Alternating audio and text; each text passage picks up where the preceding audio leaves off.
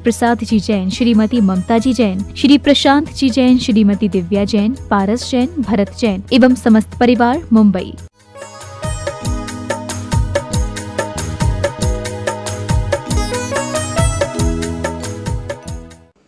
एक फैक्ट्री में लगभग 50-60 कर्मचारी काम कर रहे थे, परंतु उन कर्मचारियों का ग्रोथ नहीं हो रहा था।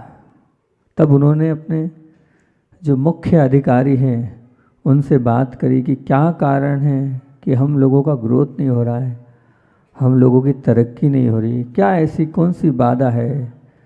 तो जो बड़े साहब थे वो बड़े मुस्कुराए और मुस्कुराते हुए उन्होंने कहा, आप मिलना चाहते हो उससे, किस वजह से, किस कारण से आपकी ग्रोथ नहीं हो पा रही है, क्या कारण है। हाँ हाँ, क्यों नहीं, बिल्कुल जानना चाहते हैं। आपकी अगर ग्रोथ नहीं हो रही है और कोई आपसे कहे किस वजह से आपकी तरक्की नहीं हो रही है, तो आप भी जानना चाहेंगे, जानना चाहेंगे कि नहीं चाहेंगे, जानना चाहेंगे। तो बोले ठीक है, कोई दिक्कत नहीं है, सब लोग एक साथ इकट्ठे हो जाएं। सबकी जो ग्रोथ नहीं हो रही है, तरक्की नहीं हो रही है, ऊंचाइयों को आप नहीं छू पा रहे हो, बिल्कुल सबको बता दिया जाएगा। बोले वो अंदर कमरा है, उस कमरे में जाना, वो व्यक्ति आपको मिल जाएगा, उससे मिलकर आपको आना है, वो आपको सब कुछ बता देगा। एक एक करके सब जा रहे थे, अंदर गए और अंदर जाने के बाद एक बहुत बड़ा आईना लगा था। उस आईने में वो अपने आप को देख रहे थे, वापस आ रहे थे। बोले मिल लिए आप, आपकी प्रमोशन में, आपकी ग्रोथ में कौन जिम्मेदार है, आप स्वयं। आप स्वयं जिम्मेदार हैं अपनी खुद की ग्रोथ में, अपने खुद के ऊपर उठने में। आप चाहते ही नहीं, अगर चाहते तो निश्चित तौर से आप ऊपर उठ जाते। हम जीवन में कुछ बदलाव चाहते तो हैं, लेकिन सामने वाला या खुद से नहीं चाहते। खुद से चाहेंगे जब भी बनेगा। सामने वाले का जीवन सामने वाले का है, पर अपना जीवन तो अपना है। हमें अपने जीवन को बदलना है, तब हमारी ग्रोथ हो पाएगी।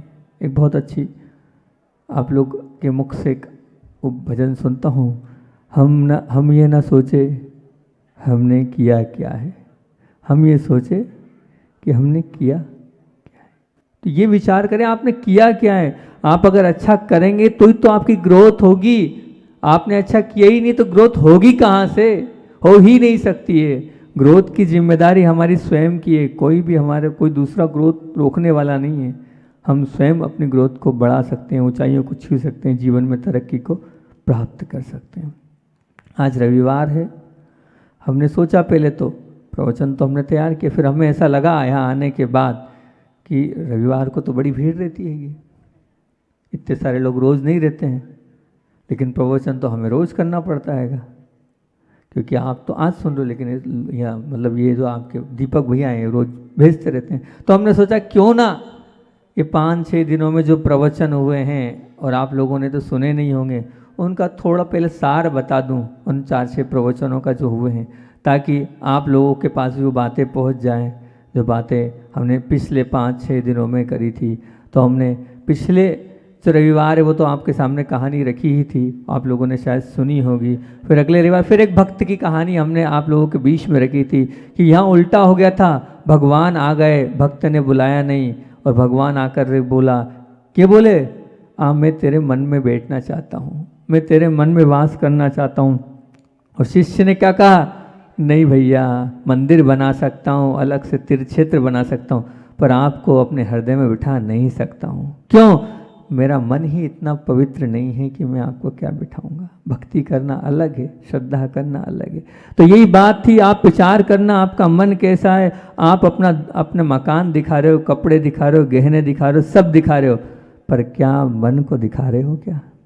अगर हम मन को दिखाएंगे तभी ये मान के चलना वास्तविकता में सच्चे धर्मात्माएं कहलाएंगे। मन हो जाना चाहिए सीता की तरह, मन होना चाहिए अंजना की तरह, और मन होना चाहिए लक्ष्मण की तरह, मन होना चाहिए हनुमान की तरह। ये बात हमने आप लोगों से करी थी और कहा था कि क्लेश कष्ट विकल्प वाला मन संसार और उससे रही थी मोक्ष है। आप जिस परिवार में रह रहे हैं उस परिवार में अगर वो जो बालक है वो बाद में भी कहे कि मुझे यही पिता मिले, तो समझना आप सुख और शांति के साथ कर रहे हैं। और फिर अगले दिन प्रवचन में आपसे हमने 5-6 कौन कौन से संसार की बात करी थी? द्रव्य संसार, क्षेत्र संसार, काल संसार, भव संसार और भाव संसार की बात करी थी। और उसमें हमने यही कहा था कि संसार तो है, इन सब का बाप कौन सा है? भाव संसार। ये जो भाव संसार है, भाव संसार में भी, उस भाव संसार के भी हमने 2 भेद किए थे। कौन कौन से 2 भेद किए थे? सबसे पहला भाव संसार का करा था हमने 2 भेद में, दुर्भाव और दुष्ट भाव। दुर्भाव और दुष्ट भाव हमने किए थे। दुर्भाव और दुष्ट भाव के कारण ही हम संसार में उलझते चले जा रहे हैं। दुर्भाव क्या है, दुष्ट भाव क्या? बहुत सारे उदाहरण दिए थे। हॉर्न बजाया हमने, गाड़ी में साइड नहीं दिया और हम फिर उसके प्रति दुष्ट दुर्भाव कर रहे हैं। हमारे लिए आ गई बिना चाय की शक्कर, तो भी दुष्ट दुर्भाव कर रहे हैं। हमारे लिए और भी ऐसी परेशानी, अनुकूलता नहीं मिली, उसमें हमारा दुर्भाव और दुष्ट भाव हुआ। ये बात करी थी कि बंगला तो बहुत बढ़िया है ना, मेरी कैपेसिटी कि उस बंगले को जीवन में खरीद सकता हूँ, वो 10 करोड़ का बंगला है, लेकिन क्या किया? उसकी प्रशंसा कर दी और प्रशंसा करके अनुमोदना कर ली। ये दुष्ट भाव और दुर्भाव हुए। गाड़ी निकली और कीचड़ उछल गया, कपड़े खराब हो गए, कपड़े तो खराब हो गए, गाड़ी वाला भी चला गया, लेकिन आपने क्या किया? आपने अपने मन को खराब कर लिया। मन का खराब होना, तो कपड़े खराब होना आपके हाथ में नहीं थे, लेकिन मन का जो खराब करना है उससे तो आप बच सकते थे। यह है दुष्ट भाव और दुर्भाव। और फिर आपसे मोक्ष भाव की बात करी थी। मोक्ष भाव में हमने आपके सामने 4 भाव रखे थे, शुभ भाव, स्नेह भाव, सद्भाव और समर्पण भाव। ये चारों भावों में बहुत सारी अलग अलग बातें करी थी आपसे, और यही कहा था उस वात्सल्य भाव में। बार बार बोलता हूँ कि वास्तव में तीर्थ यात्रा बहुत करते हो, लेकिन किसी सधर्मी की घर की यात्रा कराना, किसी सधर्मी को जीवन का आधार बन जाना, पढ़ाई करा देना, उसको आगे बढ़ा देना, किसी सधर्मी की आजीविका चला देना, किसी सधर्मी को आश्वासन दे देना, किसी सधर्मी की आबरू बचा लेना, इज्जत बचा लेना, 1-2 लाख में बचती है तो, और किसी सधर्मी की आराधना करा लेना। आधार बन जाना, आजीविका बन जाना, आश्वासन दे देना, आबरू बचा लेना, आराधना से जोड़ देना, ये सच में वात्सल्य होगा आपका अंदर से सधर्मी के प्रति। फिर उस दिन बात और करी थी कि मुझे जीवन उत्तम मिले, मेरा भाग्य है, मुझे सामग्री उत्तम मिले, ये मेरा सद्भाग्य है, सामग्री का सदुपयोग करना ये सौभाग्य है, सामग्री मिली उसके प्रति मैं उपेक्षा कर रहा हूँ ये दुर्भाग्य है, और सामग्री मिली उसका दुरुपयोग कर रहा हूँ ये मेरा महा दुर्भाग्य है। आप दुर्भाग्य और महादुर्भाग्य से बढ़कर सौभाग्यशाली बने, ये बात करी थी। फिर करी थी अगले दिन हमने 3 बातें होगी कि धर्म के प्रति 3 धारणाएं होती है। सबसे पहले मेरे से होता नहीं, धर्म के लिए मेरे से होता नहीं। दूसरी धारणा करना नहीं चाहता, और तीसरी धारणा करने जैसा मानता ही नहीं हूं। ध्यान रखना, 2 धारणा तो फिर भी मैं सुधार सकता हूं, बाकी जो तीसरी धारणा है करने जैसा मानता नहीं, ये तीसरी धारणा ऐसी है कि जिसे सुधारा नहीं जा सकता, वो सुधर नहीं सकती है। ऐसी धारणा को मत बनाना। उस विषय को अपन ने आगे लिया था, और फिर अपन ने बात करी थी कि अब आपने अपने जीवन में धर्म किया कम, आपने अपने जीवन में धर्म किया कम, और सोचा तो उससे भी कम, सोचा तो उससे भी कम। और आपने अपने जीवन में, बहुत काम की बात बता रहा हूँ, और आपने अपने जीवन में पाप किया कम, पर सोचा उससे कई गुना अधिक। फिर बोलूं, आपने अपने जीवन में धर्म किया कम, है ना, और सोचा तो उससे भी कम, और आपने पाप किया कम लेकिन सोचा बहुत अधिक। इसीलिए तो हम यहाँ संसार में उलझे हैं। धर्म के विचार करने में कोई रोकने वाला नहीं, तो फिर हम धर्म के विषय में क्यों नहीं विचार कर रहे हैं? विचार करें। सुन तो रहे हैं प्रवचन, 3 बात बोली थी आपके प्रवचन काय के लिए? मनोरंजन के लिए, मनोमंथन के लिए, कि मनोमंजन के लिए। उस दिन हमने कहा था मनोरंजन और मनोमंथन के लिए रविवार को मत आना, या रोज़ प्रवचन सुनने मत बैठना, मनोमंजन के लिए बैठना। आपका मन का कितना मंजन हुआ है, कितने पवित्र हुए हो आप मन से। अगर मनोमंजन हो गया है तो मान के चलना हमारा जीवन सार्थक है। मनोमंजन तभी होता है, एक उदाहरण दे के मैंने बात करी थी कि जीवन, आप एक वृद्ध व्यक्ति का उदाहरण दिया था। क्या था? जाने वाला था, लेकिन उसका नियम था 1 करोड़ मंत्र का जाप करना है। 1 करोड़ में से 75 लाख हुए थे। डॉक्टर कह रहा था कि अब आप नहीं बच सकते। वो बार बार डॉक्टर के हाथ जोड़ रहा था, नहीं थोड़े दिन और बचा लो।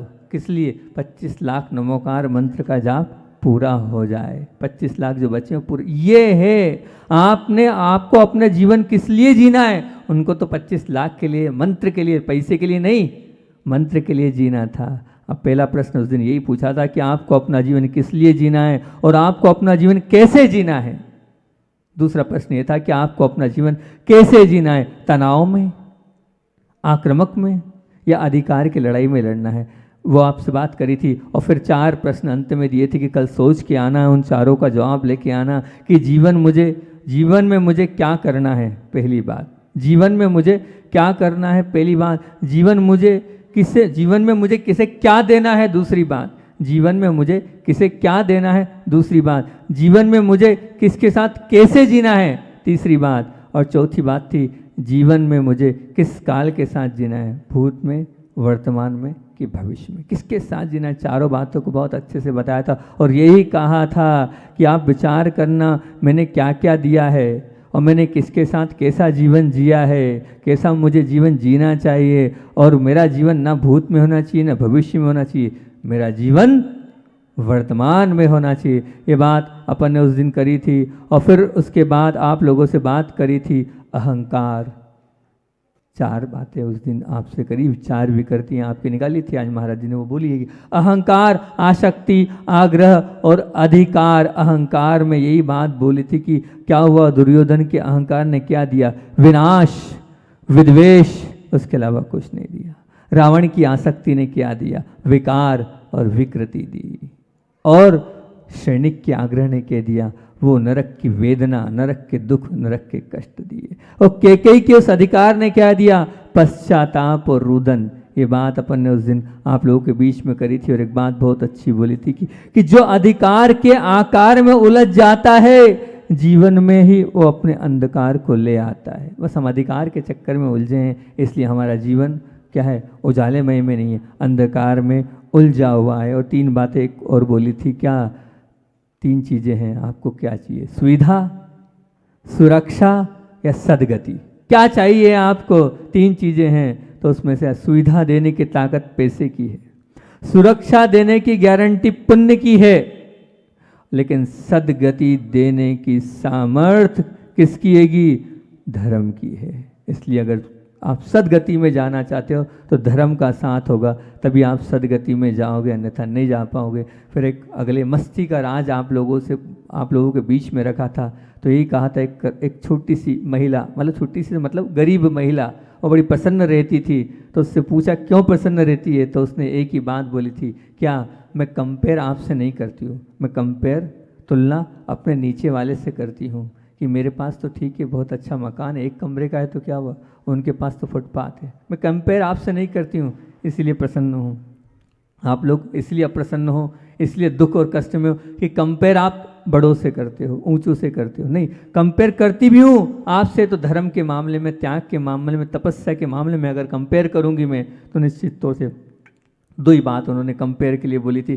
कंपेयर करती हूँ, लेकिन कहाँ, धर्म जहाँ दिखता है, त्याग जहाँ दिखता है, तब जहाँ मैं जो मुझसे बड़े हैं उनसे करती हूँ। और पैसे के मामले में, धन के मामले में, ऐश्वर्य के मामले में, सुविधाओं के मामले में, सुख के मामले में किससे करती हूँ मैं कंपेयर, अपने से नीचे वालों से। इसलिए मैं सुखी हूँ, प्रसन्न हूँ, हमेशा प्रसन्न दिखती हूँ। और मस्ती का राज क्या है, तो बोले मस्ती का राज ये, नेगेटिव में भी धन्यवाद। अरे नेगेटिव, नकारात्मक कर्म की ऐसी देन है। बोले हाँ, क्यों, क्योंकि कर्म अगर मैं कठिन से कठिन परिस्थिति को भी मुस्कुराते हुए अगर झेल लूँगी, उस परीक्षा में अगर मैंने पास हो गई तो क्या मिलेगा, मैं ये मानती हूँ कि उस कठिन परीक्षा में मुझे ज़्यादा नंबर मिलेंगे। इसलिए नेगेटिव में भी धन्यवाद। और ये बात बोली थी कि दुख में ही भगवान ज़्यादा याद आते हैं, कष्ट में ही भगवान अच्छे से स्मरण आते हैं। कष्ट वाला जो नमोस्तु होता है, दुख वाला जो नमोस्तु होता है, अंदर से होता है, और सुख में जो है भगवान इतनी जल्दी याद आते नहीं हैं। इस प्रकार से आप लोगों के बीच में ये जो हमने 2-3-4 दिन जो बोला था वो बता दिया, वो आपके बीच में रख दिया। आगे और आपको जो कहानी हमारी चल रही थी, वो क्या कहानी थी, अपने आप को देखना है। आप अपने आप की जिम्मेदारी स्वयं लोगे तो निश्चित तौर से आप बहुत अच्छे बन सकते हो, बन जाओगे। तो अपने आप को देखने के लिए सबसे पहली चीज़ तो है आप अपने एटीट्यूड को देखो। उस दिन भी एटीट्यूड के विषय में मैंने बोला था कि अपने जीवन का एटीट्यूड कैसा होना चाहिए, गुड एटीट्यूड। एटीट्यूड मतलब अपना व्यवहार, अपने व्यवहार को देखो, क्योंकि अगर हमारे राग द्वेष कम हो रहे हैं तो हम धर्म के मार्ग में, और हमारे राग द्वेष अगर कम नहीं हो रहे हैं तो अभी हम धर्म से बहुत पीछे हैं। बार बार बोलता हूँ, राइट एटीट्यूड राग द्वेष बढ़ा सकता है पर गुड एटीट्यूड में नहीं। राइट एटीट्यूड राग द्वेष बढ़ा सकता है पर गुड में नहीं, क्योंकि राइट, गुड, बैड और रॉन्ग, राइट, गुड, बैड और रॉन्ग, इन चारों में गुड एटीट्यूड ही जो है धर्म है। आप लगता है हम तो सही बोल रहे हैं, राइट बोल रहे हैं, लेकिन आपका वो राइट बोलना भी किसी के लिए कष्टदायी हो सकता है ना, इसलिए उस राइट को छोड़ दो। अगर वास्तविकता में अच्छा व्यवहार आपको रखना है, अच्छा अपने आप को बनाना है, अपने जीवन को ऊंचा उठाना है, तो आपको राइट को छोड़ना पड़ेगा, आपको गुड को पकड़ना पड़ेगा। बैड और रॉन्ग तो गलत है ही, लेकिन राइट और गुड में भी आप गुड में आ जाओगे, तभी सच्चे धर्मात्मा आप कहलाओगे। लिख के रख लो आप, राइट, गुड, बैड, रॉन्ग में हमें किसको पकड़ना है? हमें गुड को ही पकड़ना है, राइट को बिल्कुल नहीं पकड़ना है, बिल्कुल नहीं पकड़ना है। और सबसे बड़ी बात तो क्या है, मैं ये मानता हूँ कि अगर गुड एटीट्यूड है तो आपके पास भगवान है, आपके पास धर्म है। और जो गुड एटीट्यूड है वो किसके पास होगा, वो अच्छा व्यवहार किसके पास होगा? उसके जीवन में शिकायत नहीं होना चाहिए। बस जिसका जीवन शिकायत से परे है, जिसके जीवन में शिकायत, चाहे कितनी प्रतिकूलता हो, चाहे कैसी भी परिस्थिति हो, बोला ना कि ठंडी रोटी आ जाए तो विकल्प नहीं, ठंडी चाय आ जाए तो विकल्प नहीं, बिना शक्कर की चाय आ जाए तो विकल्प नहीं, बिना नमक की रोटी आ जाए तो विकल्प नहीं, कच्ची रोटी आ जाए तो विकल्प नहीं। बस तो ये समझना आपके जीवन में आपका एटीट्यूड बहुत अच्छा हुआ। गुड एटीट्यूड मतलब कंप्लेंट नहीं करना। गुड एटीट्यूड मतलब क्या? कंप्लेंट नहीं करना। आज इतना ही नियम ले लो, यहाँ आए इतने सारे लोग कि भोजन के क्षेत्र में शिकायत नहीं करूँगा। लोगे इतना नियम? ले लोगे? 8 दिन का ले लो, अगले संडे तो आओगे ना आप लोग, पक्का आओगे? तो अगले संडे तक नियम ले लो, रविवार का 8 दिन का नियम ले लो कि 8 दिन तक हम भोजन के मामले में शिकायत नहीं करेंगे। जो आएगा वो लेंगे। महाराज के दर्शन करने गए, कुछ तो सीखे महाराज से, कुछ तो प्राप्त करें महाराज से। इतना सा कर लो नियम, एक नियम तो देते ही हम, तो इतना सा नियम ले लो। अगले संडे तक 8 दिन तक जो मिलेगा लेंगे, लेकिन वो जो प्रतिकूल भी होगा और चेहरे पर मुस्कान बनी रहेगी, ऐसी प्रसन्नता कि वो बिना नमक की रोटी भी आपकी उस मुस्कान से मीठी लगने लग जाए, वो फीकी चाय भी आपकी उस मुस्कान से क्या हो जाए? मीठी हो जाए। कर लोगे? इतनी थोड़ी सी तपस्या है, 8 दिन की हो जाएगी। भैया सुमित भाई बैठे हैं, नवीन भाई भी बैठे हैं, हो जाएगा। तो बस इतना कर लेना, आने वाले 8 दिन तक हम अपने भोजन में शिकायत नहीं करेंगे। शिकायत का मौका मिलने के बाद भी कंप्लेंट नहीं, यह है गुड एटीट्यूड। शिकायत का तो मौका है, बिल्कुल करना चाहिए, उसके बाद भी अगर आप कंप्लेंट नहीं कर रहे हो, ये आपके जीवन का गुड एटीट्यूड होगा। और ये गुड एटीट्यूड, ये अपने आप की जिम्मेदारी है आपको अच्छा बनाने के लिए, आपको ऊंचा उठाने के लिए। अपने जीवन को आप सब चाहते हो कि हम अपने जीवन को बहुत अच्छा बनाएं, लेकिन वो अपने एटीट्यूड को, अपने व्यवहार को देखो आप, मेरा व्यवहार कैसा है। दूसरी बात है गुड अट्रैक्शन। दूसरी बात है गुड अट्रैक्शन, मतलब देखो कहाँ किस और आपका अट्रैक्शन है। आप कहीं गए, शादी में गए, विवाह में गए, तो मर्यादा वाले कपड़े कोई पहन कर आया है तो आपका होना चाहिए कि वेरी गुड, बहुत अच्छा, आपका ये जो वस्त्र है बहुत है। और अगर कोई ऐसे कपड़े पहन कर आ रहा है जिसमें हमें भी देखने में शर्म आ रही है, तो वहाँ आपको बिल्कुल क्या करना चाहिए? नहीं, ये गलत है, वहाँ अट्रैक्शन नहीं होना चाहिए। वहाँ अट्रैक्शन होगा तो बहुत अच्छी बात है। कोई उदार व्यक्तित्व दिखता है तो आपको उसके प्रति गुड अट्रैक्शन होना चाहिए कि हाँ बहुत बढ़िया। अभी जैसे 2 लोग आए थे, अभी नाम लिया यहाँ पर कि इन लोगों ने बस की व्यवस्था करी, बस यहाँ तक लेके आए, इतने सारे लोगों का धर्म ध्यान किया, गुड अट्रैक्शन। एक ने भी ताली नहीं बजाई उन लोगों के लिए। अरे ताली बजाओ, आपका धर्म ध्यान करा रहे हैं। शुद्ध धर्म ध्यान कराने में वो लोग पूरी मेहनत करके यहाँ तक लाएं, ये गुड अट्रैक्शन होना चाहिए। ताली होनी चाहिए उनके लिए, जोरदार ताली होनी चाहिए उनके लिए। ये कहलाता है गुड अट्रैक्शन। बिल्कुल हमारा अट्रैक्शन किस ओर है? तपस्वी की ओर है कि नहीं, कि हमारा रविवार था, यहाँ आ गए, मतलब महाराज की ओर गुड अट्रैक्शन। यहीं होटल भी चले जाते लेकिन नहीं गए, आप होटल नहीं गए, आप यहाँ आए, बहुत बढ़िया बात है, होना चाहिए अट्रैक्शन। क्या बाल कटवा रहे जब मुनि महाराज याद आते हैं कि नहीं आपको, कि देखो कैसे वो हाथ से बाल निकालते हैं, वो है गुड अट्रैक्शन। आप अगर मान लीजिए ठंड है, उस ठंड में आपको मुनि महाराज याद आते हैं कि नहीं। हम तो देखो पूरे स्वेटर भी पहने, जर्किन भी पहने, शाल भी ओढ़े, मफलर भी लगाएं और सब पूरा पैक किए हैं, लेकिन उसके बाद भी वो साधु परमेष्ठी देखो इस ठंड में भी किस प्रकार से चलते हैं। आपको बताएं सतना की बात, सतना जब हम लोग गए तो ये स्थिति थी, संघ सहित पूज्य गुरुदेव के संग में सहित हम पंच कल्याणक के लिए सतना गए। और सतना जब गए थे तो ऐसी ठंड की धूप तो हमने देखी नहीं, बाहर निकल नहीं सकते हम। लेकिन उस ठंड में भी जब संघ इतनी 2 किलोमीटर दूर चलिए मतलब जाता था सोच आदि के लिए, तो जो मुसलमान लोग भी ऐसे नतमस्तक हो जाते थे कि क्या है ये नागा बाबा, किस प्रकार के ये, हम यहाँ अग्नि लगाए हैं, ताप लगाए हैं, उसके बावजूद भी जो है वो हमारे हाथ दूज रहे हैं और ये कैसे निकल रहे हैं, ये कौन सा चमत्कार है, कौन सा क्या मेरिकल है, ये क्या इनकी शक्ति है, क्या इनका सामर्थ्य है। ये गुड अट्रैक्शन की वो भी माथा टिका दिया उन्होंने, हिंदू मुस्लिम सिख ईसाई सब लोग, ये कहलाता है गुड अट्रैक्शन। आपके अंदर होना चाहिए इस प्रकार का गुड अट्रैक्शन, याद आना चाहिए। वो बच्चा हमेशा याद आता है, एक छोटा सा बच्चा, 2-3 बार 4 बार बोल चुका हूँ, फिर बोल देता हूँ। एक छोटा सा बालक तिलवारा घाट में, वो बम्बई का बालक था, 6-7 साल का बालक होगा, चौका लेके अपने माता पिता पूरी परिवार के साथ वो आया। और जब चौका उस बालक ने लगाया तो अगले दिन जब है वो हमने उससे पूछा, बालक से इशारे में, मौन था हमारा उस वक्त, तो हमने कहा बोले बहुत अच्छा लगा। मैंने हाँ ठीक। तो हम उससे ऐसा पूछा ठंड तो नहीं लगी, बोले नहीं ठंड तो बहुत लगी, नींद भी नहीं आई रात भर। क्यों, अब भाई बम्बई जैसी जगह में रहने वाला और वहाँ सब कुछ व्यवस्था, यहाँ टीन शेड में क्या नींद आएगी, वहाँ 3 शेड ही थे उस वक्त की बात बता रहा हूँ मैं आपको, अब तो कमरे वमरे सब बन गए। तो मैंने कहा फिर तो आपको किसकी याद आई, तो बोले मुझे तो सिर्फ आपकी याद आ रही थी, आप सबकी याद आ रही थी कि आप कैसे सो रहे होंगे। मेरे पास तो रजाई भी है, गादी भी है, सब कुछ है, लेकिन आपकी याद आ रही थी कि संग में महाराज लोग कैसे सो। ये है गुड अट्रैक्शन।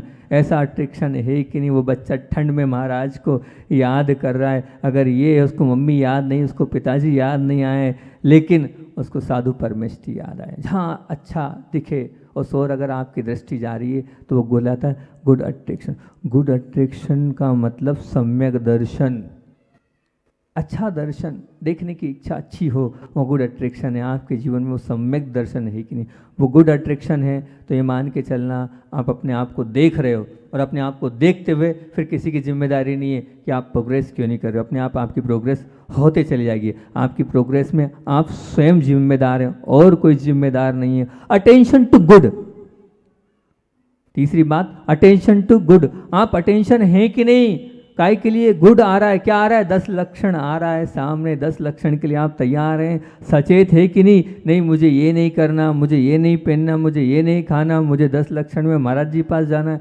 वहाँ पर रहना, ये अटेंशन टू गुड, ये आपके जीवन में है कि नहीं। आप अटेंशन है कि नहीं कि हाँ मुझे करना है, ये अगर सजगता है तो आप अटेंशन हैं उस पर्व के प्रति। उस पर्व को आप पर्व नहीं, आप उत्सव भी मना सकते हो अपने उत्साह के माध्यम से। आपके अंदर उत्साह है तो वो जो पर्व है वो उत्साह, वो उत्सव बन सकता है, होना चाहिए आपके अंदर का वो उत्साह, तब वो उत्साह पर्व जो है उत्सव के रूप में बन जाएगा। उस उत्सव और उत्साह में आप अटेंशन है कि नहीं, मुझे इस 10 लक्षण में कैसे 10 दिन निकालना है, वो कहलाता है हमारे अंदर का अटेंशन। अष्टमी आ रही है, चतुर्दशी आ रही है, दुकान पे नहीं जाना, अरे जिंदगी भर से कमा रहे हैं हम, कब तक कमाएंगे हम, अब हो गई हमारी उम्र, लगभग सभी लोग वही लोग बैठे हैं, ज़्यादा युवा तो यहाँ बैठे नहीं है, कब तक कमाएंगे हम, कहाँ तक कमाएंगे हम, छोड़े हम गौतम जी, छोड़ दो, कहाँ लगे हो, कुछ काम नहीं आने वाली वो खेती बाड़ी।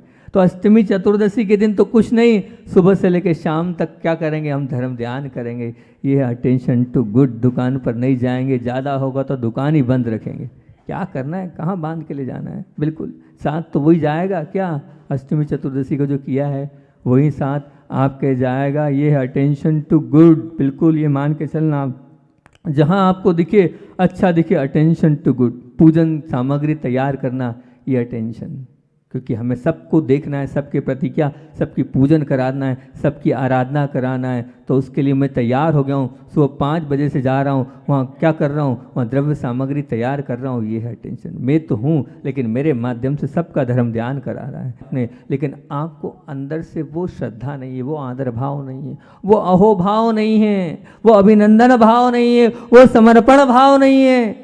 आपको इतना विश्वास ही नहीं है कि गुरु के पास जाएंगे तो कुछ हो जाएगा। ध्यान रखना, जो विश्वास के साथ इन चरणों में आकर झुकता है, देव शास्त्र गुरु के पास आकर समर्पित समर्पण करता है, उसको सब कुछ अपने आप मिलता चला जाता है, सब कुछ अपने आप मिलता चला जाता है। होना चाहिए, लेकिन आपके अंदर से गुड सॉल्यूशन के भाव होंगे तभी आएगा। और अपने आप को देखना है तो देखो, गुड रिलेशन, आपके रिलेशन कैसे हैं आपस में।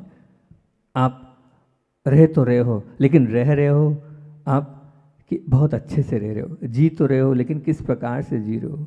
वो आपका वो जो जीवन है, वो जो आपके आपस के संबंध है, वो जो आपके आपस के व्यवहार है, वो जो आपकी आपस की बातचीत है, वो कैसी है, उसमें मिठास है कि कड़वाहट है। अगर वो गुड रिलेशन अगर आपके जीवन में नहीं है, किसी से भी हो, किसी भी प्रकार से हो, गुड रिलेशन इसलिए कह रहा हूँ, अगर गुड एटीट्यूड आपका हो गया हैगा और गुड अट्रैक्शन आपका हो गया हैगा और अटेंशन टू गुड की ओर आपकी भावना हो गई है एक, और आपका एक्शन गुड हो गया हैगा और आपके जीवन में गुड सॉल्यूशन हो गया है, तो ध्यान रखना छठवीं चीज अपने आप आ जाएगी। गुड रिलेशन तो आपके बन ही जाएंगे। 5 है, छठवीं की आवश्यकता नहीं है, छठवां अपने आप आएगा, उसको लाना नहीं पड़ेगा, गुड रिलेशन लाने नहीं पड़ेंगे। अरे जिसका जीवन अच्छा बन गया उसके साथ तो हर कोई बात करना चाहेगा, हर कोई बैठना चाहेगा, हर कोई उससे मिलना चाहेगा, हर कोई उससे संबंध बनाना चाहेगा। कौन नहीं बैठेगा, पकड़ के बिठाएगा। क्यों? क्योंकि उसने गुड एटीट्यूड किया है, उसका गुड अट्रैक्शन हैगा, उसका पूरा ध्यान अटेंशन टू गुड की ओर है, उसका तो पूरा का पूरा हर बात में एक्शन कैसी है, गुड एक्शन है उसकी, उसके जीवन में सब अच्छा होता चला जाएगा। और वो सॉल्यूशन के लिए भी कहाँ जा रहा है, यहाँ वहाँ नहीं जा रहा है, सॉल्यूशन के लिए देव शास्त्र गुरु के चरणों में आ रहा है। तो ध्यान रखना, ये छठवीं चीज़ अपने आप आ जाएगी, गुड रिलेशन। इन पर विचार करना। हमने वो कहानी से प्रारंभ आपके सामने बात करी थी कि हमारा ग्रोथ क्यों नहीं हो रहा है, हमारा जीवन ऊंचाइयों की ओर क्यों नहीं जा रहा है, उसका कारण क्या था। आईने में अपने आप को देख लो और अपने आप को, आप स्वयं जिम्मेदार हैं कि क्यों आप अपने जीवन को ऊंचा और महान नहीं बना पा रहे हैं, इसीलिए नहीं बना पा रहे हैं। इन जो 6 बिंदुओं को आज आप लोगों के बीच में रखा, अच्छे लगे कि नहीं लगे? अच्छे लगे? अच्छे लगे तो मतलब नहीं है, अपने जीवन में उतर जाए तो अच्छे मानूंगा मैं। सुन तो बहुत रहे हो, मेरे से बड़े बड़े प्रवचनकार आके चलेंगे, मैं तो टूटा फूटा बोलता हूँ, इतना प्रभाव भी नहीं पड़ता मेरे बोलने का। बड़े बड़े प्रवचनकार आके चले गए, उसके बाद भी अगर आप सुधरे नहीं तो क्या मतलब। कुछ हो परिवर्तन तो बहुत अच्छी बात है, नहीं तो कोई मतलब नहीं है। आए और गए, इस कान से सुना और उस कान से निकाल दिया तो कोई मतलब नहीं है। इन 6 को याद रखना, good attitude, good attraction, attention to good, good action, और फिर साथ में गुड सॉल्यूशन, और फिर गुड रिलेशन। तो अपने आप का जीवन महान और ऊंचा बनता चला जाएगा। अब रोज तो हर बार हम आपको क्या सुनाते हैं, अंत में क्या सुनाते हैं, पूज्य गुरुदेव का संस्मरण सुनाकर अपनी बात को विराम दूंगा। बहुत अच्छी बात आपके बीच में रख रहा हूँ कि गुरुदेव की के प्रति श्रद्धा किस प्रकार से, किस तरह से बन जाती है, बढ़ जाती है और कहाँ से क्या होता है। बात है जगदलपुर की। जगदलपुर छत्तीसगढ़ के में एक स्थान है, आचार्य भगवान के अनन्य भक्तों में से वो आता है। पूरा समाज गुरुदेव के प्रति बहुत समर्पित है। छत्तीसगढ़ का वो जगदलपुर, उस जगदलपुर की भक्ति और आराधना ऐसी थी कि गुरुदेव को रायपुर से इतनी दूर सिर्फ एक गांव के लिए जाना पड़ा, जगदलपुर के लिए वहाँ जाना पड़ा, क्योंकि सालों से लगे थे वो लोग। 1 साल की भावना नहीं थी, सालों से लगे थे वो लोग। जब से गुरुदेव ने दीक्षा लिए तब से निवेदित करते आए थे छत्तीसगढ़ के उस जगदलपुर के लिए। शायद 500-600-700 किलोमीटर उस एक गांव की भक्ति के कारण गुरुदेव, भक्त के बस होता है भगवान। तो मैंने वहाँ पाया कि गुरुदेव एक छोटे से गांव के लिए रायपुर से जगदलपुर गए। और हम भी बाद में, हम लोगों को भी 5 महाराजों को वहाँ पंच कल्याणक के लिए गुरुदेव ने जगदलपुर भेजा था। तो अब वहाँ पहुँचे, वहाँ पर हथकरघा, जैसे आपके यहाँ हथकरघा, ऐसे हथकरघा की योजना बनी, सब हुआ। आचार्य श्री के आशीर्वाद से वहाँ हथकरघा खुला। हथकरघा तो खुला, लेकिन असल में वहाँ के जो लोग हैं वो हथकरघे को समझ नहीं पा रहे थे। तो भैया लोग थे, अंकित भैया जबलपुर, उन्होंने पता किया क्या करें हम, ये जो हथकरघा है इसको कैसे मोटिवेट करें। तो पता चला कि जैसे दिगंबर साधु होते हैं ऐसे ही यहाँ पर जो उस तरफ जो है उसको क्या बोलते हैं, उस क्षेत्र का नाम याद नहीं आ रहा है मुझे, छत्तीसगढ़ के उस क्षेत्र का नाम अलग हैगा। उस क्षेत्र में दिगंबर साधु हैं, दिगंबर, हाँ वहाँ भी दिगंबर साधु हैं। वो जो आदिवासियों के साधु हैं वो छाल पहनते हैं, छाल पहनते हैं और हाथ में एक उनके पत्ता रहता है, वो उनकी पीछी होती है, पैदल चलते हैं, पद बिहारी हैं। और वो भी भोजन ऐसे ही लेते हैं, हम हाथ में लेते हैं, वो लोग जाकर आहार लेते हैं, शुद्ध आहार लेते हैं। उपदेश उनका यही रहता है, शाकाहार को छोड़ो। इस प्रकार से वो पूरा घूमते हैं, पूरा जो आदिवासी एरिया है उनका अनन्य भक्त होता है। किसी ने कहा कि ये जगदलपुर में आज इतना चहल पहल क्यों है, तो वो अंकित भैया को पता चला कि इनके बाबा जो है वासुदेव बाबा, वो इस प्रकार की चर्या हैं और वो भी रात में नहीं भोजन करते हैं, पैदल चलते हैं, इस प्रकार से वो करते हैं। तो अगर आपको हथकरघे को मोटिवेट करना हो तो आप उनको बुला लो। तो बोले वो आ जाते हैं, बोले निवेदन तो करो आप उनसे। अब ये पहुँचे शाम को, वहाँ बैठे बहुत सारे उनके भक्त लोग थे, उन्होंने अपना निवेदन रखा कि हम चाहते हैं हमारा ऐसा ऐसा योजना है, यहाँ आदिवासी लोगों को हम हथकरघा सिखाना चाहते हैं। और आप एक बार अपने वक्तव्य में बोल देंगे तो सब लोग आचार्य श्री की पूरी भावना रखी, इस प्रकार से यहाँ नशा होता है। बोले हाँ, हम भी उस नशा मुक्ति में और उसमें हम प्रवचन करते हैं। तो बोले आप अपने मुख से बोल दें और आप उस तरफ से निकल रहे हैं, हमारे केंद्र में एक चरण पड़ जाए आपके। तो बाबा जी बड़े ही सहज भाव से उन्होंने कहा नहीं नहीं बिल्कुल बिल्कुल, आप अच्छा काम कर रहे हैं, हम उधर से निकल रहे हैं तो निकल जाएंगे और आपको वहाँ पर मोटिवेट, मतलब वहाँ जितने लोग रहेंगे उनको तो समझाएंगे और आगे भी जा रहे हैं वहाँ समझाते रहेंगे। अब वो जब सुबह वहाँ से निकल रहे थे तो निकलते हुए उनको अंदर पहुँचाया। अंदर उन्होंने पूरा हथकरघे को देखा। हथकरघे को देखने के बाद की घटना बताता हूँ। वहाँ पर एक बहुत बड़ा आचार्य श्री का फोटो लगा हुआ था। जैसे ही उन्होंने फोटो देखा, बोले कौन है? तो बोले यही तो गुरुदेव आचार्य विद्यासागर जी हैं, जिनके माध्यम से सब कुछ चल रहा हैगा। बोले ये आचार्य विद्यासागर जी यही हैं? हाँ यही है। वो देखते रहे निहारते रहे, क्या इनके दर्शन हो सकते हैं क्या? क्या इनके दर्शन हो सकते हैं क्या? तो उन्होंने कहा ये तो बहुत दूर मंडला में विराजमान है विहाल। बोले अगर विराजमान है तो आप कैसे चलेंगे? आप तो बोले नहीं, मैं गुरुओं के लिए मेरा वाहन का त्याग नहीं है, मैं जो गुरु होते हैं उनके दर्शन करने जाता हूँ, मैं हिमालय भी जाता हूँ यहाँ से जब, तो मैं वाहन से जा सकता हूँ। अगर इनके मुझे आप दर्शन करा दोगे तो मैं अपने आप को धन्य मानूंगा, क्योंकि जब ये इस फोटो में इनकी इतनी आभा है तो मैं साक्षात इनके दर्शन करूँगा तो मुझे कैसी अनुभूति होगी। वो अगले कब जाना है? आप तो अभी चलो, मैं तो अभी चलने को तैयार हूँ। आगे का प्रोग्राम कोई जल्दी नहीं है, प्रोग्राम उनको कराना है, 4 दिन लेट करा लेंगे वो प्रोग्राम जो आप जिस प्रोग्राम के लिए जा रहे थे, पर मुझे तो इनके दर्शन करा दो। उसी वक्त भावना बनी, दोपहर में ही भोजन किया और फिर भोजन के पश्चात वो लोग निकले। अगले दिन आए, आने के बाद आचार्य श्री के क्या दर्शन, बिल्कुल नग्न थे, एक लंगोट, पेड़ की छाल के लंगोट पहने हुए थे, हाथ में वो था, बड़े बड़े उनके बाल थे और उन्होंने दर्शन किए। दर्शन करने के बाद उन्होंने अपना उद्बोधन दिया और फिर बाद में मेरे पास आए, क्योंकि आयुर्वेद से जानकारी थी तो आयुर्वेद के विषय में हमारे पास वो आए। हमारा मतलब जो ब्रह्मचारी लोग तो वो ले आए कि महाराज जी आयुर्वेद को देखते हैं, आप बहुत आयुर्वेद के जानकार हैं, कुछ महाराज जी डिस्कस कर लो। फिर उनसे पूरी बातचीत, उन्होंने बहुत सारी बीमारियों के विषय में बताया। अंत में उनसे मैंने इतना ही पूछा कि आप तो ये बताओ, यहाँ पर आए हो, इतनी दूर आए हो, आपको आचार्य श्री के दर्शन के बाद कैसी अनुभूति हुई? तो उन्होंने ये कहा, सुनना ध्यान से, उन्होंने ये कहा कि मैंने बहुत से साधुओं के दर्शन किए, हिमालय प्रतिवर्ष जाता हूँ मैं, लेकिन जो अनुभूति और जो अंदर से एक अंदर समर्पण भाव इनको देख के लगा, वो आज तक भूतो न भविष्यति। और बोले ये स्थित प्रज्ञ हैं, ये स्थित प्रज्ञ पुरुष हैं और ये स्वस्वरूपस्थ पुरुष हैं। हमारे यहाँ ये जो स्वस्वरूपस्थ स्थिति बहुत बात की बनती है, वो कब बनती है? हिमालय में महीनों सालों रोज जब बनती है, लेकिन ये सब लोगों के बीच में भी स्वरूपस्थ कैसे हैं, ये एक बहुत बड़ा आश्चर्य है। मैं तो अपने जीवन को बहुत धन्य मानता हूँ कि इनके दर्शन कराएं, और वो जो भैया जी है उनको भी धन्य मानता हूँ कि इनके दर्शन करके मैं अपने आप को बहुत महान अनुभूति कर रहा हूँ। इस अनुभूति को मैं आपको नहीं बता सकता हूँ, लेकिन मैंने बहुत कुछ पाया है। परमात्मा के मंदिर में दर्शन करने जाना है, परंतु ऐसे नहीं जाने दिया जाएगा। आपको दर्शन तो करना है, दर्शन की मनाही नहीं है, पर दर्शन करने के पहले, उन परमात्मा के दर्शन करने के पहले आपको एक प्रश्न पत्र हल करना होगा। जब आप अंदर जा पाओगे, जब आपकी एंट्री हो पाएगी। उसके बिना आप अंदर नहीं जा पाओगे। है तो बहुत अतिशयकारी भगवान, है तो बहुत मनोज्ञ भगवान, लेकिन ऐसे नहीं। प्रश्न पत्र भरना होगा और उसके बाद ही आप उन 3 लोक के नाथ के प्रभु के आप दर्शन कर पाओगे।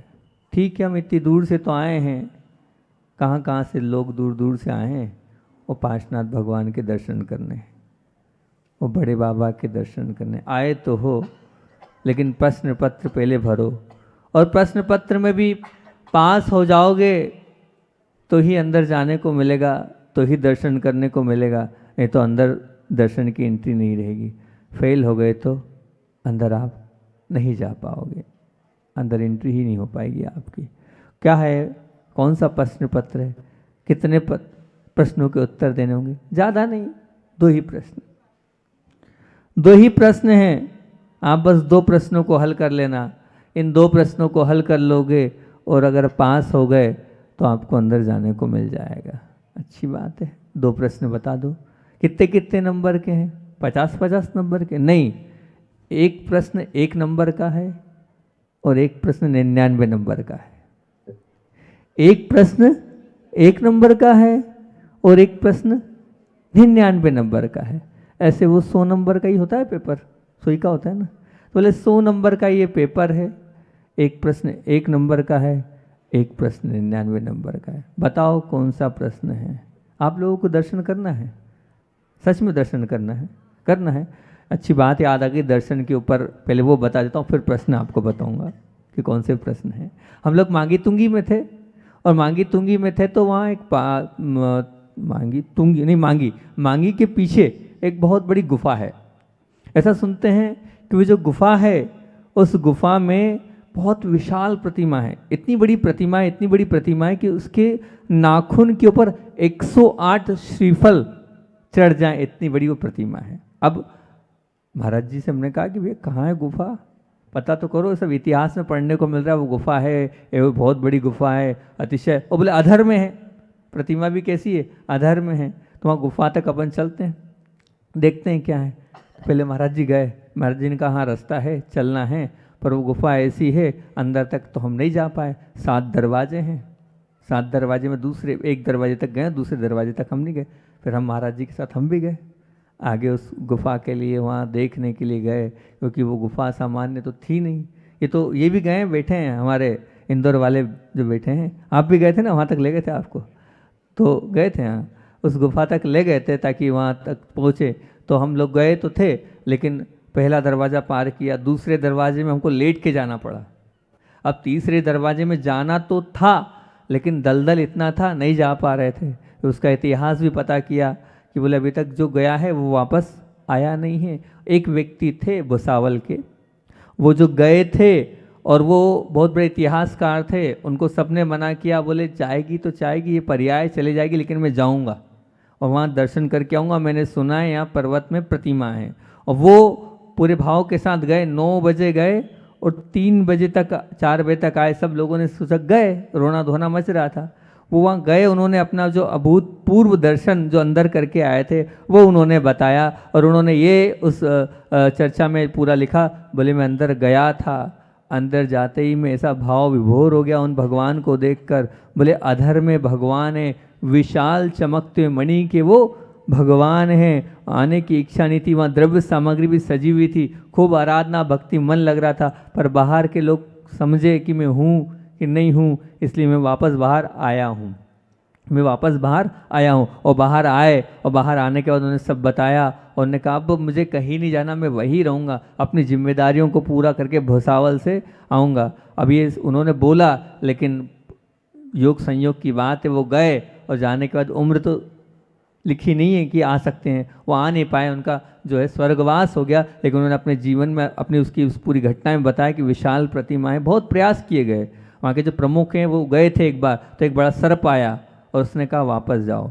यहाँ तक पानी तक भी वहाँ के जो प्रमुख थे, नाम तो बोल रहा हूँ मैनेजर साहब के पिताजी, नाम याद नहीं आ रहा है, तो वो थे, वो वहाँ तक गए थे। और भी एक महाराज जी ने भी प्रयास किया था, परंतु वहाँ पर जो है सर्प आ जाता है, वो अंदर जाने नहीं देता हैगा, तो वो जो पुण्यशाली जीव होता है शायद वही जा पाएगा, वो अंदर और दर्शन कर पाएगा।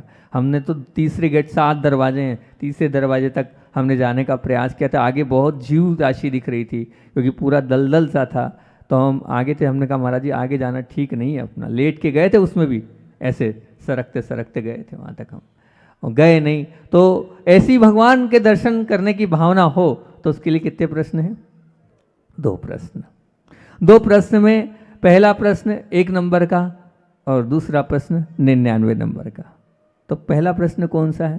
पहला प्रश्न ये है कि अगर आप खुश हो तो 1 नंबर, आप खुश हो तो 1 नंबर, और आपसे पूरा संसार खुश है तो 99 नंबर।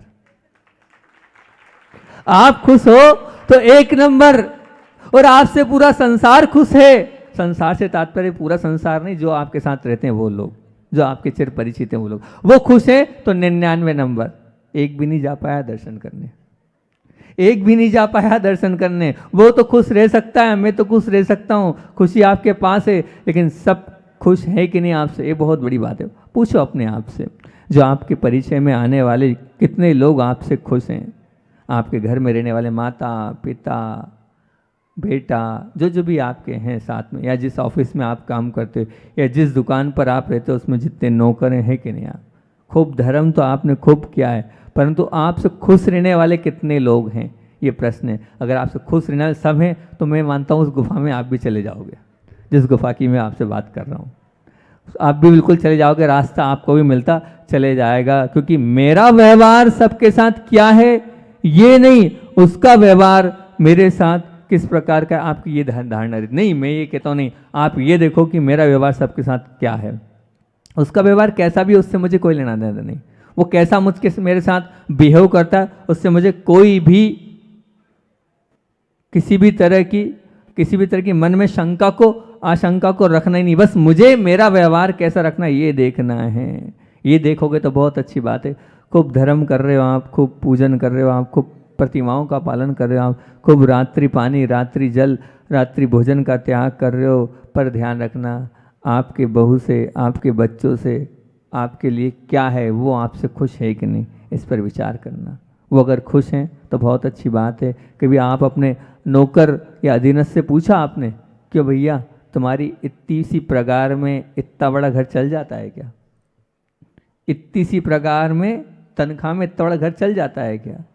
अगर उसको भी खुश कर दोगे तो बहुत अच्छी बात है। कि एक सज्जन थे, जब उनके यहाँ एक नौकर था, नौकर सीख गया, सीखने के बाद जब परिवार बड़ा हुआ तो उनने कहा भैया तू सब सीख गया है, एक काम कर, चौराहे पे तेरी दुकान वहाँ मिल रही है, वो दुकान करा देता हूँ, ताकि तेरा इतना बड़ा परिवार है वो तू अच्छे से उनका भरण पोषण कर सके।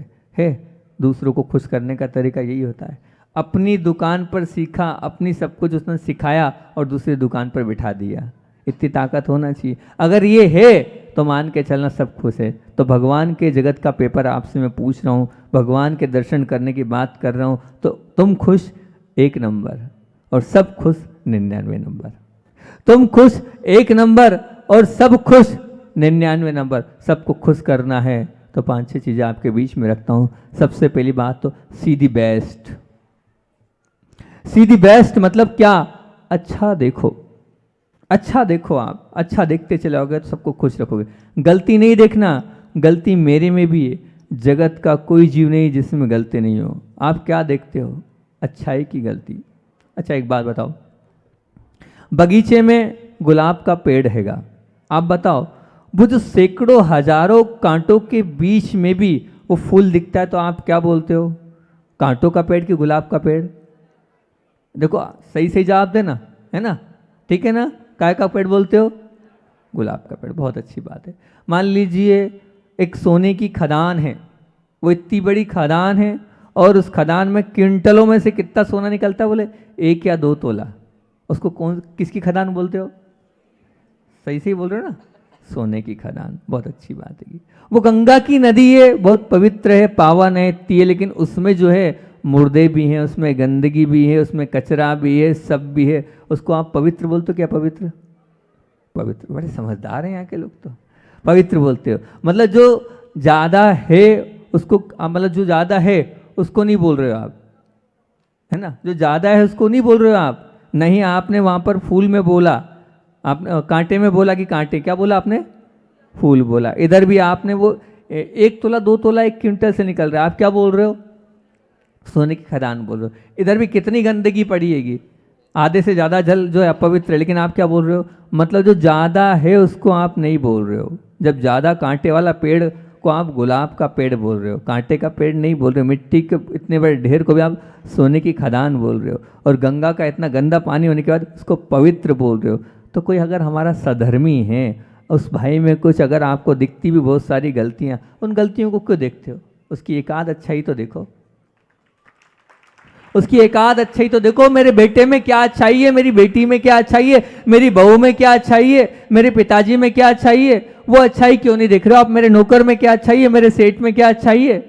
अब अच्छा देखते चलो ना, पर हम कहाँ देख रहे हैं? वहाँ तो आप यही बोल रहे हो कि वो गुलाब का पेड़ है, कांटों का पेड़ नहीं बोल रहे हो, हजारों कांटों के बीच में भी। अच्छा चलो एक और बात पूछता हूँ आप लोगों से।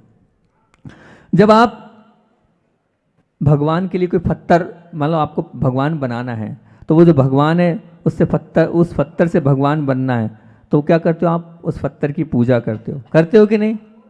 अरे है ही नहीं वो, तभी करते हो। करते हैं महाराज बिल्कुल। अगर मान लीजिए कोई भगवान बनकर जयपुर से या कहीं से आ रहे हैं, तो आप कितने बैंड बाजे से उसको लेके आते हो, लाते हो ना, बहुत उससे लाते हो। आपकी प्रतिष्ठा हुई नहीं उसकी, लेकिन लाते हो। अच्छा चलो इसको भी छोड़ो, अभी भविष्य काल के जो भगवान हैं वो भी है नहीं, अभी नरकों में है वो। अब वो नरकवासी जीवों की आप क्या करते हो? जय जय जय जय कारा करते हो, मतलब भविष्य काल के तीर्थंकरों की जय बोलते हो, अभी वो नरक में होने के बाद भी। तो अब यहाँ साक्षात जीव आत्मा आपके सामने है, और भले ही उसमें गुण विद्यमान नहीं है, लेकिन आगे गुण होंगे, वो भगवान बनने वाली आत्मा है, फिर उसकी आप जय जयकार क्यों नहीं कर रहे हो? बताओ तो। जब आप उनकी जय जयकार करोगे तब भला होने वाला है। ध्यान रखना, जब आप उस पत्थर की पूजा कर सकते हो कि इसमें भगवान बनने वाले, उस वो बने हुए भगवान को आप बैंड बाजे से ला सकते हो, वो नरक में जो जीव है उसकी जय जयकार कर सकते हो। साक्षात सामने बैठा जीव है, वो भी तो परमात्मा का रूप है, आज नहीं तो कल वो भी तो भगवान बनने वाला है, वो भी तो भगवान स्वरूप आत्मा है, उसकी जय जयकार क्यों नहीं कर रहे हैं हम? उसकी जय जयकार करेंगे तो निश्चित जब हम अच्छा देखते चले जाएंगे तो बहुत आपका जीवन अच्छा बनता चले जाएगा। वो जो आप परमात्मा के दर्शन करने की आप चाहते हैं वो मिल जाएगा, मिल ही जाएगी आपके अंदर परमिशन। ध्यान रखना, एक बहुत अच्छी बात याद आई कि 3 बहुएं थी, 3 बहुएं थी और सांस बीमार, सांस इतनी बीमार, पैरालिसिस जैसी बीमारी आजकल बहुत ज़्यादा चली है, बहुत हर घर में देखो, हर 10 घर बाद पैरालिसिस जैसी समस्या आने लगी। खूब सेवा करी, 3 बहू में से एक नई बहू थी, 2 बहुओं ने बहुत सेवा करी जो बड़ी थी। तो छोटी बहू थी वो, उन्हें सेवा का मौका ही नहीं दिया जाता था, इसलिए कि अभी तू नई नई आई है, तुझे कुछ नहीं करना, अभी तो तेरे हंसने खेलने घूमने फिरने के दिन है, तू कुछ मत करे, उसको करने नहीं दिया। दोनों जेठानी और देवरानी बोलेंगे, जो भी आप लोग बोलते हैं, उनने। तो अब हुआ ये कि जब वो सासू माँ जा रही थी, 2 किलो सोना था। अब 2 किलो सोना था तो अब कायदा तो यही बनता है कि 2 किलो सोने कितने हिस्से होने चाहिए? 3। अब वो 3 हिस्से करने के लिए छोटी बहू को बोला, बोले बहुत सेवा करी, ये मेरा सोना है, तुम्हारे पिताजी तुम्हारा जो हिस्सा मिलेगा हिलेगा, 2 किलो सोने के 3 हिस्से कर रही हूँ। तो छोटी बहू रोती है और वो क्या बोलती है? वो ये बोलती है कि जब मैंने सेवा करी नहीं तो मुझे सोना क्यों मिलना चाहिए? मुझे नहीं चाहिए सोना, मुझे नहीं चाहिए सोना, इसके 2 हिस्से होने चाहिए, 3 हिस्से नहीं। इसके कितने हिस्से होने चाहिए? 2 हिस्से होने चाहिए। है इतनी ताकत आपके पास, है इतना दम आपके पास, है इतनी हिम्मत आपके पास? अगर ये हिम्मत ये ताकत आपके पास है तो समझना आप अच्छाई को देख रहे हो। उसने उनकी अच्छाई देखी थी कि ये क्या कितना अच्छा इनने जीवन में किया है, और मैं तो कुछ भी नहीं कर पा रही हूँ, मेरे पास तो कुछ भी नहीं है। आप हमेशा अच्छा देखो, अच्छा देखोगे तो पूरी दुनिया खुश रहेगी, और पूरी दुनिया को आप खुश रख सकते हो, नहीं तो नहीं रख सकते हो। सीधा बैक, पीछे मुड़कर देखो।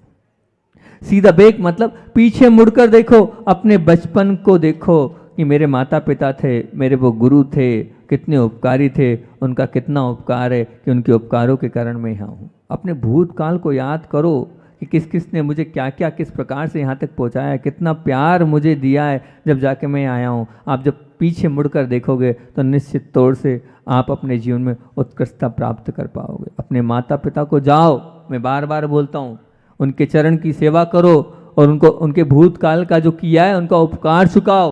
वो नाक भी उसमें सब के सब वो हो रही है, अब टप टप गिरा जा रहा है और वहीं वो करे जा रहा है, अब वही टोस्ट और वही ब्रेड आप खाते हो। ए भगवान, चिढ़ हो गई थी उसको देखने के बाद। मैंने कहा क्या है ये, ले आप वो सब वो गंदी वस्तु आप खा रहे हो तो आप विचार तो करो आप क्या खा रहे हो। अभी आए हैं हमारे स्वप्निल जी पूरी टीम के साथ पूर्ण आयु आयुर्वेद से। हम तो कहते हैं बार बार उनसे कहते हैं कि आचार्य श्री जी भी कहते हैं, आपसे भी मैं कहूँगा कि आप औषध पर डिपेंड मत हो, औषध पे बिल्कुल डिपेंड मत हो। आप तो आहार पर डिपेंड हो कि मुझे क्या खाना है ये सीखो और किस समय क्या नहीं खाना है ये सीखो। हमने पूरा प्रवचन किया था अभी हाल बीच में कि किस मौसम में क्या खाना चाहिए, किससे क्या होता है। अगर हमने खाने पीने पे ध्यान दे लिया ना तो किसी की आवश्यकता नहीं है, बिल्कुल कोई वैद्य की आवश्यकता नहीं है, कोई ज़रूरत नहीं है आपको कहीं जाने की। सिर्फ आप समझ लें कि हाँ इस मौसम में ये खाना है, इसके बाद ये खाना चाहिए और इसके बाद ये नहीं खाना चाहिए।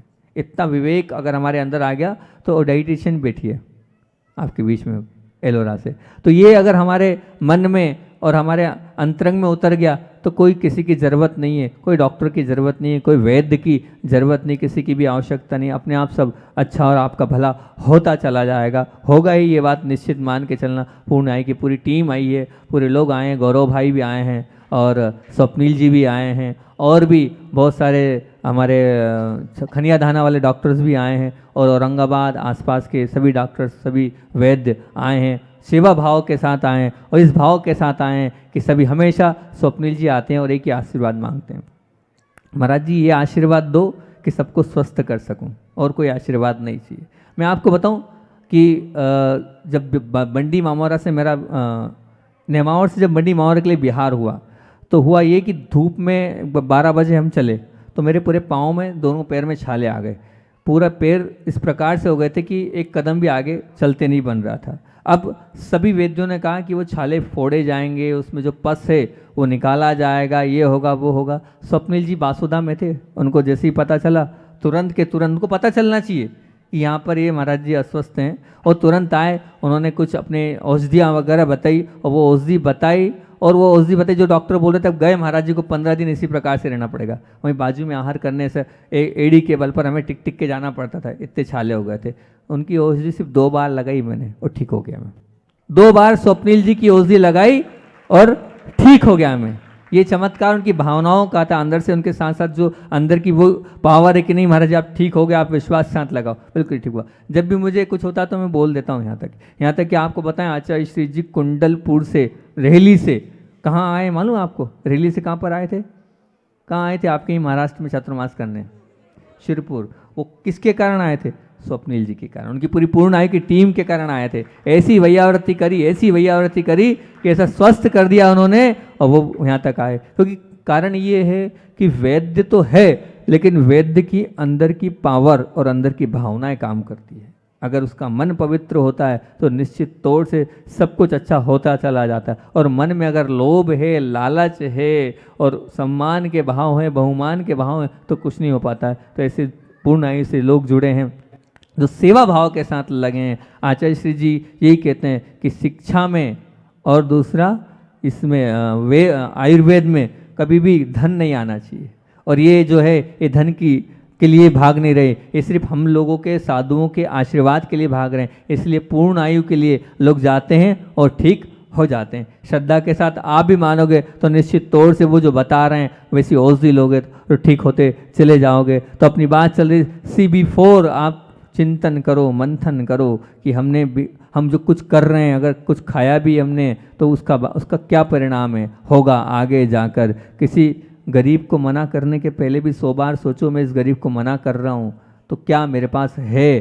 अरे बिफोर आगे अगर हम सोचें कि इसकी मैंने मदद करी तो इससे क्या मिलेगा, हजारों गुना मिलने वाला। मैंने ज्ञान दान दिया, कुछ दिया तो क्या मिलने वाला। एक बहुत अच्छी बात याद आ गई, वो बताता हूँ। एक माता पहुँची एक साधु के पास और साधु से उन्होंने निवेदन किया, बोले मेरे गर्भ में एक बालिका है और पहले एक बालिका 6 साल की है। मेरा पूरा परिवार और मेरे पति भी नहीं चाहते और मैं स्वयं भी नहीं चाहती कि इस बालिका को जो है रखना है। तो आप बताइए क्या करना है इसका उपाय। बाकी मैं बालिका को नहीं रख सकती, एक को रख सकती हूँ, 2 में से एक रख सकती हूँ, क्या करना है, अब वो तो इसको मुझे क्या करना है, उसको आपको क्या बोलते हैं, एबॉर्शन कराना है। तो बहुत अच्छा साधु ने बहुत अच्छे से सोचा समझा और उनको जवाब दिया। उनका ठीक कोई बात नहीं, आप एक काम करो, आपको एक ही रखना है, आपको एक ही रखना है, ज़्यादा नहीं रखना है। वो 6 साल पहले वाली को मार दो आप, उसने जीवन जी लिया आएगा, 6 साल पहले वाली को मार दो आप। नहीं नहीं, उसको नहीं मार सकते, क्यों नहीं, उससे इतना लगाव है। अरे भैया वो भी तो अब जैसे वो 6 साल पहले वाली थी वैसे ये भी है। जब आपको उसको मारने की हिम्मत नहीं हो रही तो इसको क्यों मार रहे हो आप, क्यों अंदर कर रहे हो? विचार तो करो, इसको CB4 ये आगे जाकर क्या बन सकती है। हो सकता है कोई आरिका बन जाए, हो सकता है लक्ष्मी रानी जैसी बन जाए, हो सकता है कोई बहुत बड़ा देश के लिए काम कर जाए। विचार तो करो। नहीं, आपको नहीं उसको ऐसा मेरे हिसाब से तो नहीं करना चाहिए। तो ये CB4 आप कोई काम करे तो लाख बार सोचना, क्योंकि धौला ग्रंथ में आया है कि अगर ये बोले श्वास में 8-10 बार, कौन बार बार ऐसा कौन सा पाप कर्म का उदय है कि श्वास में 8-10 बार, मतलब श्वास ले रहा है 18 बार जन्म मरण कर रहा है। तो धौलाकार ने कहा जिन माताओं ने अपने गर्भ के बच्चे को मारा है वही जाकर ऐसी निगोद की पर्याय में जाती और मरती है। CB4 आगे की चिंता करो आप क्या कर रहे हो, इसके माध्यम से आपका क्या होगा, ये चिंतन करेंगे तो निश्चित हम अपने जीवन को ऊपर उठा सकते हैं। सीधा बजट, आपने बजट को देखो।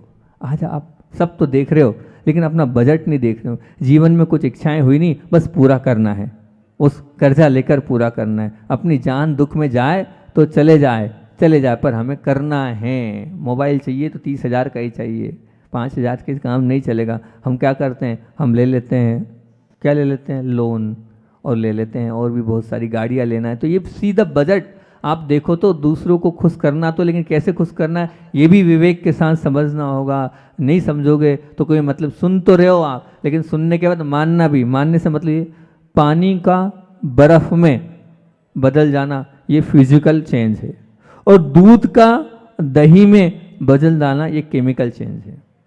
अगर आप मेरी बात सुन रहे हो और सुनने के बाद कोई परिवर्तन नहीं आ रहा है तो ये फिजिकल चेंज है।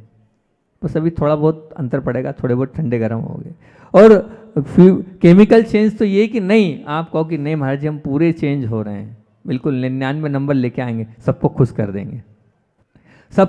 देंगे, 99 नंबर लेके आएंगे तो बहुत अच्छी बात है। फिर ध्यान रखना, सबको खुश कर दोगे तो आप भी खुश हो जाओगे, 100 में से 100 आ जाएंगे, 100 में से 100 आ जाएंगे। आपके केमिकल चेंज आना चाहिए आपके अंदर, और आपके जीवन का ये लक्ष्य होना चाहिए कि क्या करना है मुझे तो हमेशा अब सबको खुश करने के का ही कार्य करना है। तो सीधा बजट, सीधा बेस्ट, सीधा बैक, सीधा बिफोर और सीधा बजट, और अंतिम, क्योंकि अब समय अपना ज़्यादा हो रहा हैगा, सीधा बेस।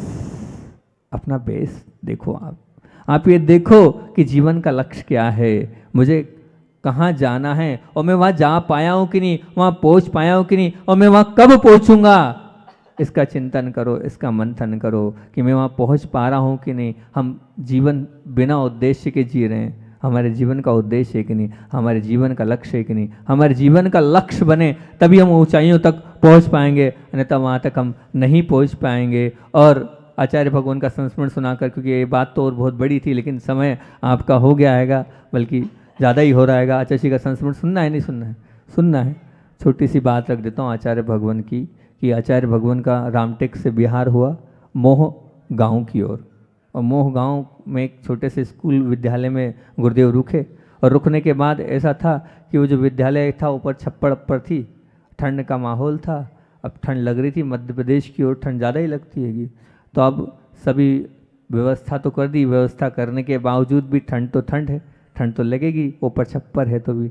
तो आप लोग एक भजन गाते हैं ना, मोह जाल में फंसे हुए हैं कर्मों ने आ घेरा, कैसे तिरेंगे भव सागर से कर्मों का ये घेरा। आचार्य श्री जी सुबह जब आचार्य श्री से पूछा कि क्या हुआ आचार्य श्री, कैसी रही रात, तो ब्रह्मचारी बोले हमें तो कपड़े में भी ठंड लग रही थी आपको। आचार्य श्री बोलते हैं मोह गाँव में फंसे हुए हैं, ठंडी ने आ घेरा, अच्छी कटेगी रात ये मेरी, ठंडी हवा ने घेरा। बोले अच्छी कटी रात, कम से कम ठंडी से अपने को लड़ने का तो मौका मिला, और कम से कम ये तो मिला कि हाँ हम बहुत अच्छे से ठंड को। मैं बोले आचार्य भगवान विद्यासागर जी महामुनि राज की।